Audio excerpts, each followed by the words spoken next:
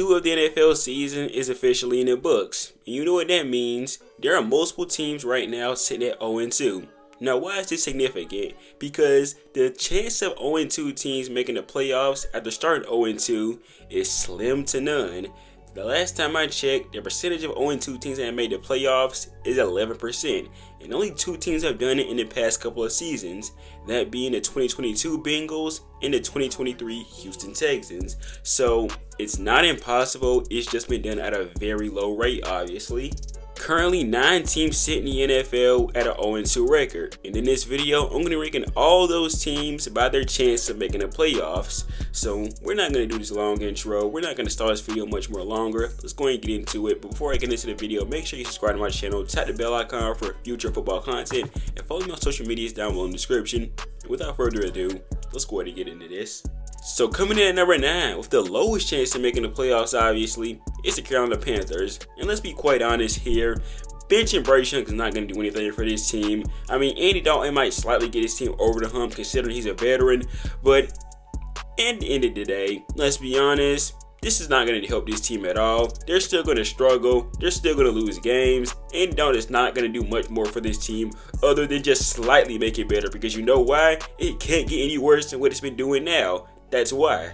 Like, if somehow Andy Dalton managed to do worse than Bryce Young, this team has a lot more problems than answers. But that's the thing, it can't get any worse than Bryce Young. So you need to expect Andy Dalton to do better. That's all it is. The defense of this team is honestly the saving grace of it, but even they might not be able to help this team out. Their offense is just that bad, honestly.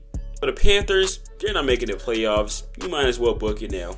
Let me get at number 8 with the second lowest chances. We have the Denver Broncos. And with the Broncos, not a horrible team, but Bo Nix is a rookie. He's not going to get his team over the hump in just one season.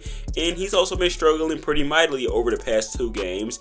And listen, I wasn't a fan of Bo Nix coming out of the NFL draft. I always said he didn't have the tangibles and intangibles to become a starting quarterback. And right now, I'm still not seeing it in his first 2 games. Now, here's the upside to that. There's a lot of NFL left to be played, and Bo Nix could definitely change my mind by week 18. So I might be up here saying, oh man, Bo Nix proved me wrong. He looks like a good quarterback. He might be top 10, top 15 in the future, but that's not now, so we'll wait. And this team is honestly quite similar to the Panthers. They have a really good defense, but their offense is just, not all that great. Now, their offense is a lot better than the Panthers, and trust me and believe, that's not really hard to do, so that's not saying much. It's a low bar, but you get what I'm saying here. There's going to be a lot of growing pains for this Broncos team this entire season, and it's going to be a rough one, unfortunately. Looking at the Broncos' next 2 games, well, it might be even worse for Bo Nix. I mean, he has to play the Buccaneers, the Jets, the Chargers, and the Saints. Some really great defenses in that time span, so Bo Nix might struggle even more. They're giving this man a gauntlet to start the season. Oh yeah, that also has to mention he has to play the Raiders twice, the Chargers twice, and the Chiefs twice. My God, the odds are not in his favor. So in conclusion, this offense is just not good enough to help this defense, and unfortunately it's going to be like that the entire season. So Denver, yeah, you have a slim chance, but it's almost none. Point blank. Coming in at number 7, you have the New York Giants. And here's the thing with the Giants. The only reason why you're low on this list because there's a slight chance you should be 1-1 if Brian Dable was smart enough to get another kicker before the game started. Unfortunately, he's not that smart. Now the Giants, I'm giving them the benefit of the doubt for maybe one reason, and that one reason only. Malik Neighbors gives this team a fighting chance on offense, and their offensive line, it's not the worst thing ever anymore. Clap your hands, the New York Giants found a competent offensive line for the first time in decades. Too little too late though. Now let's get into why this team probably won't make the playoffs. The rest of the schedule for the New York Giants, hectic. They play the Cleveland Browns and their ferocious defense, the Dallas Cowboys, who they haven't beat with Dak Prescott since 2016, the Seattle Seahawks and their ferocious defense, and then you have the Bengals and then the Eagles. A few games that I just don't see the Giants doing enough to win, unfortunately, or should I say have the firepower to win in those games. Remember when I said Malik Neighbors is going to be the saving grace for this team? Well, he also depends on one person to give him the ball, Daniel Jones, and congratulations, he played just okay versus one of the worst defenses in the NFL in the Commanders, but he's not going to do enough, in my opinion, to carry this team all the way to the playoffs, unfortunately.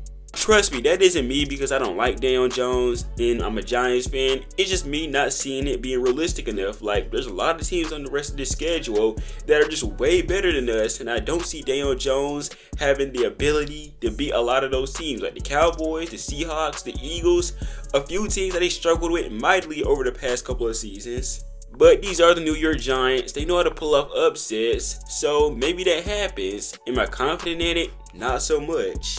If I said the Broncos had a slim to none chance, that means the Giants have a very more than slim chance, but it's still not big enough. Call it like a 35% chance of making the playoffs, basically, for the Giants.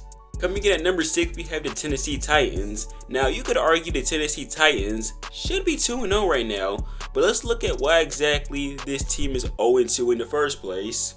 Well, to keep it simple, Will Levis has the decision-making of a toddler, pretty much. His decision-making has costed the Titans, let's be honest, 2 games. This team should honestly be at 1-1 at the least right now. Now, why does this team have a 40% chance of making the playoffs possibly? Well, here's the thing. Will Levis, if he can just get his decision-making right, they'll be fine. And this defense is actually pretty good, despite what people say. However, this offensive line is another thing. That's utterly terrible, so that might hold them back. The Titans also have a favorable schedule. They have the Green Bay Packers, and we're not sure if Jordan Love is going to be playing in that game yet. You're going to be playing a tool-less Miami Dolphins. You play the Colts, who haven't exactly been playing out of their minds lately. And then you have the Bills and the Lions, and that's where it's going to get harder again. But for the Titans, it's definitely not impossible, in my opinion at least. It's more of how much the Titans really want it. How much does Will Levis want to improve? How much can Brian Callahan help Will Levis improve? We're going to really find out those questions over the next couple of weeks. Number 5, we have a team that I could possibly make it lower on this list, but we have the Rams. The only reason why the Rams are even not lower on this list because they have Matthew Stafford, they have Sean McVay, who knows to do some demon magic. Even though they don't have Puka Nacua and Cooper Kupp will be out for the rest of the season, he is their saving grace. Both of those guys are their saving grace. Here's why the Rams could be lower on this list. The 49ers with no offensive line, the Bears with no offensive line, the Raiders with no offensive line, the Vikings with no offensive line, the Seahawks with no offensive line. You get the point here. Basically, having a good coach and a capable quarterback are one of the main reasons why this team has a chance. Other than that, I'd say it's not looking good for them. And the Titans, they had a 40% chance, and I'm not going to bump the Rams up that much. I'm going to give them a 41%. Basically, I'm giving them a somewhat decent shot, but at the end of the day, it's still going to be a tough uphill battle, especially in the NFC West. Not impossible, but very slim still. Number 4, the Indianapolis Colts. Now, the Colts, here's the thing with them. They have a really great offense.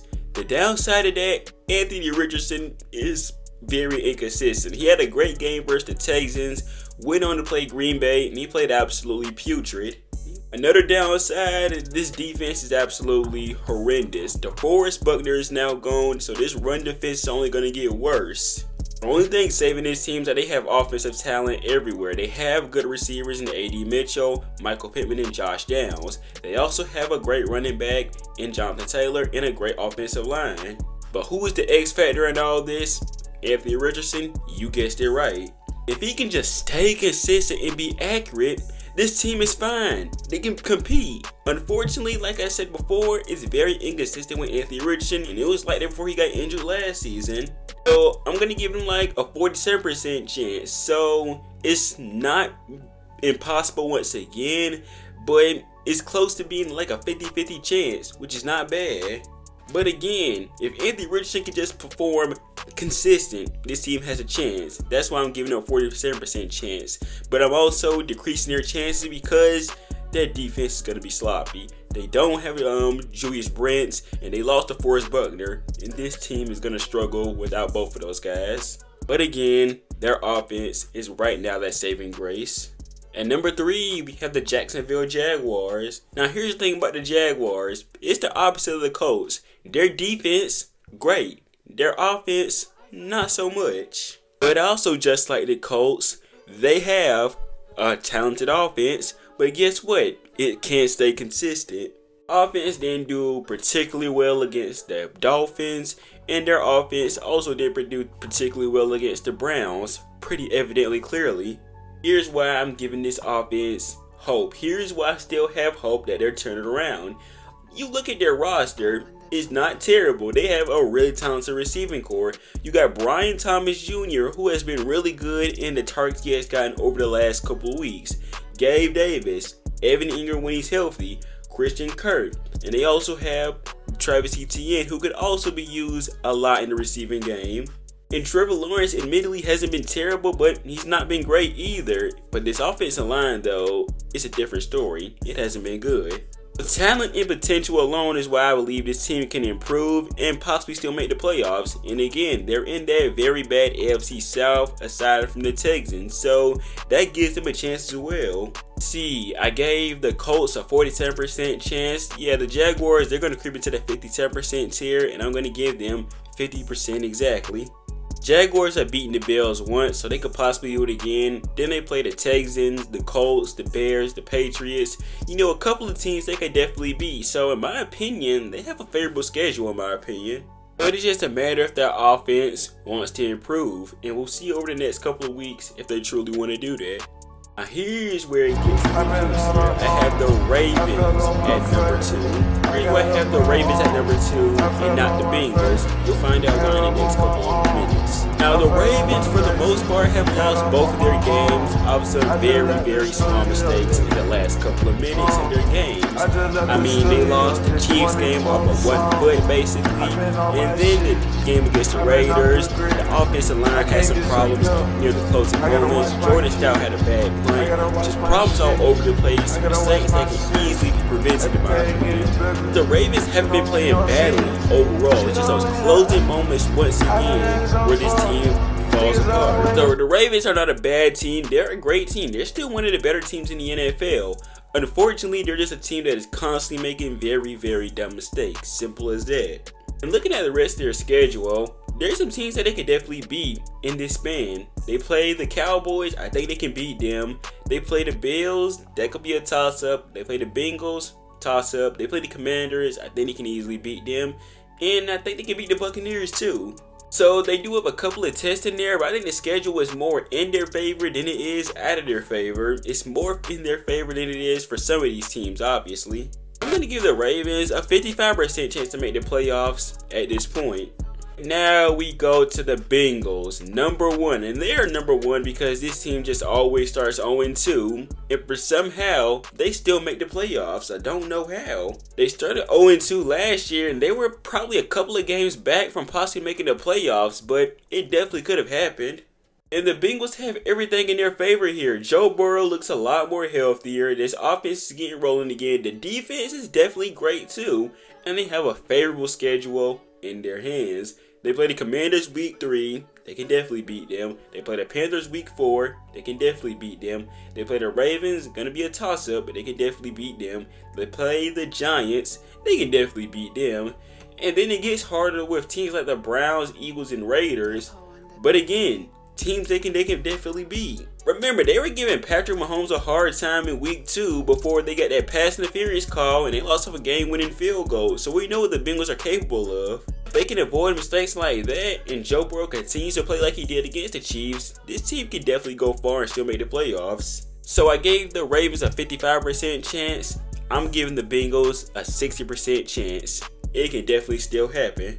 And oh boy, that is my list for the 0-2 teams ranked by their chance of making the playoffs. Y'all let me know in the comments down below what you think about this list. If you haven't yet, make sure you subscribe to my channel and tap the bell icon for future football content. First day on out. social media Great day to have down a below in great the day. description. And I will see you guys in the next video.